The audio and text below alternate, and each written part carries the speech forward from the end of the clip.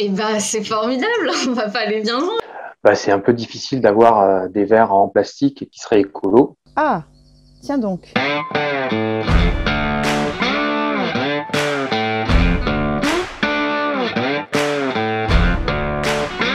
Produire des verres éco-responsables, mais pour qu'ils finissent sur une plage, dans le sable, dans l'eau, on arrive au même problème.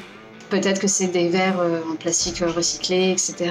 Ça fait pas tout, parce qu'après ces verres, ils sont utilisés. Et là, c'est à nous, aux consommateurs, de faire attention. On doit s'attaquer à la source du problème. C'est notre demande en plastique qui est trop importante. Et c'est typiquement le genre de démarche qui est complètement troublante. Avec en plus l'utilisation voilà, d'un petit picto éco avec une feuille verte, c'est de faire croire au public qu'ils peuvent continuer à utiliser tel ou tel produit ou service sans se préoccuper des impacts environnementaux et sociaux.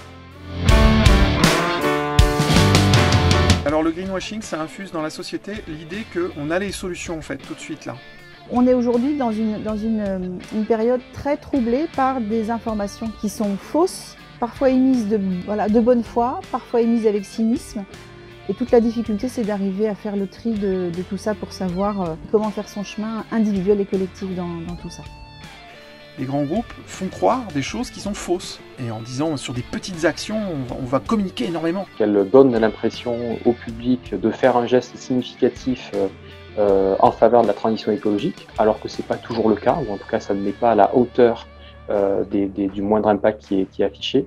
Il faut pas que l'entreprise s'arrête à quelque chose en surface pour se donner bonne conscience, c'est-à-dire 10% de Green Label et 90% de la terre elle prend cher. Ce sont des pratiques qui faussent la concurrence en fait, et qui empêchent les entreprises qui s'engagent réellement et plus profondément à mettre en avant leurs produits et leurs services. Donc en gros, le greenwashing, c'est un frein à la transition écologique.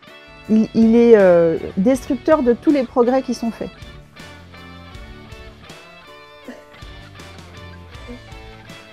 C'est bien le ralenti, non ?